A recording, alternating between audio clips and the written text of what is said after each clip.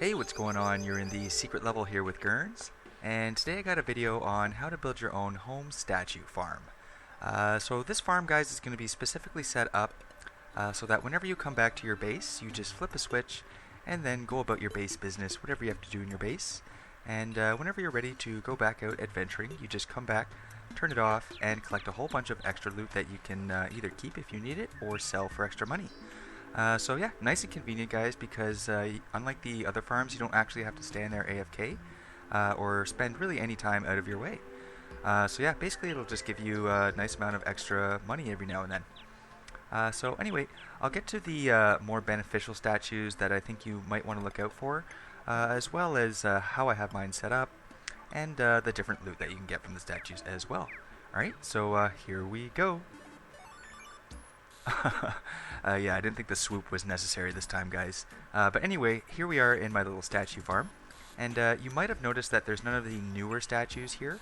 And that's because the newer statues that they implemented in the game a little while ago do not drop any loot when they're killed by traps. So they don't really work with this setup here because I don't really want to be standing there farming them myself or having my pet kill them while I'm standing there AFK. Yeah, this one's specifically set up again, so you can just flip a switch and then go about your base. So it wouldn't really work in this setup. Alright, so now that that's said, I guess the main statues that, in my opinion at least, you might want to look out for are the shark statues here, the slime statues, as well as the jellyfish statues. Now that's because the shark statues, they'll give you an unlimited amount of shark fins, which are great because they're used to make hunter potions. As well as some other things too, but the main thing I think consistently at least is the hunter potions. And just in case, hunter potions, what they do is they highlight enemies on your map, so it makes them a lot easier to see, which is very, very convenient. I know it's not 100% necessary, but it's nice to have if you have more or less an unlimited supply of those. You might as well use them, right?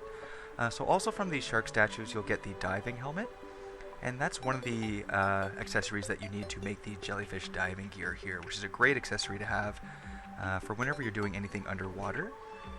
So yeah, you get that nice and easily, and even once you get it, you can sell all the other ones that you get for extra money. Alright, so over here we have the slime statues, and they'll give you unlimited amounts of gel. And the gel is obviously used for a whole bunch of different things, so you're going to want an unlimited supply of it without worrying about having to run out. I know farming slimes is fairly easy, but it's just nice and convenient to know that you don't have to do that and you'll never run out of gel. So yeah, and the next here is the jellyfish statues, and they'll give you an unlimited supply of glow sticks, which are handy, as well as the jellyfish necklace. And the jellyfish necklace goes along with the diving helmet, also to make the jellyfish diving gear, with one other accessory, a third one, which is the flipper. So if you have the flipper, you're good to go. But also once you already get the jellyfish necklace, they're great as you keep getting them to sell for extra money, because they're worth like an average of a gold each one. And yeah, that's a nice extra amount of money that you get, you know, just kind of farming itself, basically. So now those are the kind of the more beneficial statues, I think, just because they have more consistent uses throughout the entire game. So I have some other statues here that you probably have noticed, and I've got some bomb statues down there just for some bombs when I used to use them. Some critter statues here just for show, basically. And also some skeleton statues, as well as some bat statues, and some piranha statues. So these skeleton statues here, all three of these basically, they'll give you a little bit of extra loot that you can sell for extra money, but nothing too, I guess, consistently used, in my opinion at least. So yeah. Now, the skeletons, you'll get like a couple weapons from them, I think, like some hooks and a bone sword and some vanity helmets. The bats, you'll actually get a depth meter, which is pretty handy actually if you don't already have one. But you'll get it pretty quick, but nonetheless, even after you do get it, you'll be able to sell them for a bit of extra money as well. And from the piranhas, you'll get the compass, which is also great if you don't already have it, and you'll get it pretty quick. And again, once you have it, you can sell all the rest of them for extra money. Alright, we'll take a look at my wiring real quick here.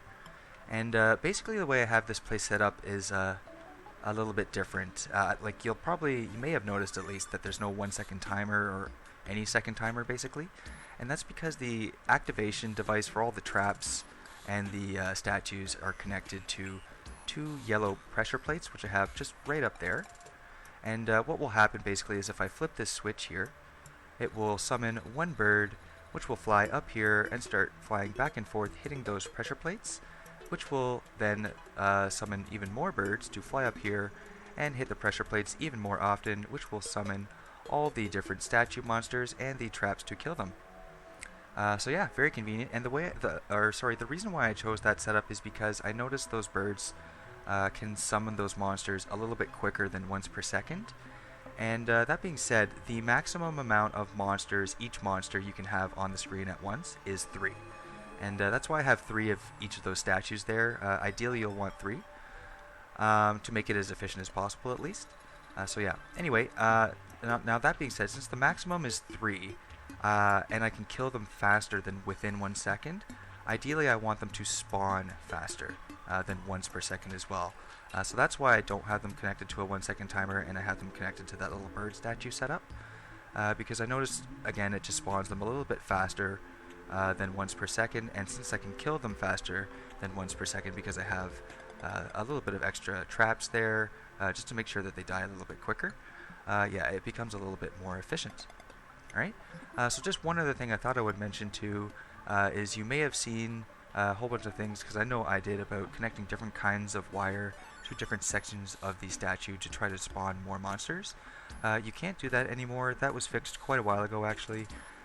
So all the different spots on a single statue have the same cooldown, like they share a cooldown. So there's no point in basically connecting different kinds of wire. You only really need to connect one kind of wire to one spot of the statue and you're fine. Anyway, so we'll turn on my little contraption here. Oh, before that, actually, I should mention, to turn it off, I have a regular dart trap there connected to this switch, and whenever I pull this switch, or lever, whatever, it will kill those birds and stop the process. Alright, so we'll turn it on now, and as you can see, the birds are starting to spawn and hit those pressure plates there, and that spawns everything else, which starts the whole process. Alright, so let's pretend that I just got home here, and it's a little bit laggy while I'm recording with that going, so oh well. And we'll just delete this loot here, and I'll deposit the money that I had left over so we can see how much I get basically. Alright, so yeah, so let's just say I deposited a couple things, you know, yeah, there we go, and I had to sit and think, I don't know, for about 5 seconds, because I always forget stuff. So, anyway, alright, so that's basically it. Let's see how much I got during that amount of time there. And let's shut it off here. Alrighty. So let's collect all the loot here. Oops. Sorry, guys. It's just a tad bit laggy for me now. Ugh, as you can see. Alrighty, so there we go. A whole bunch of different items there. Now let's sell them all and see how much we got. Because I already have all these things, so I don't have to worry about that.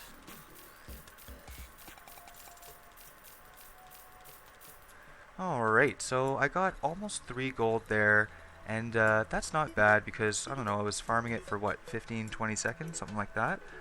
And I didn't spend any time standing there AFK or anything like that. I was just doing what I was normally doing. And I got about an extra 3 gold in money there, and sometimes it's actually a bit more. I think that was a little bit below the average. But yeah, it's just pretty sweet to have, pretty handy because, again, you don't have to spend any time out of your way farming it. It kind of farms itself. So it's just a little bit of free money for you whenever you come back to your base and then go back out to do some more adventuring. So anyway, guys, that's pretty much as far as it goes for this video here. I will be making a new video on all the newer statues and a different farm for those as well once I've collected them all. So there are a bunch of them though, so it's going to take me a little bit. And that being said, actually, if you want a little tip on collecting the different statues, because it took me a little while to get 3 of each one of these here, what you can do is whenever you're hunting for them, bring with you a bunch of Spelunker Potions. And what that will do basically is highlight all the different chests on the map. And you've probably noticed that there's a lot of chests in underground cabins, down in the underground in the cavern layers.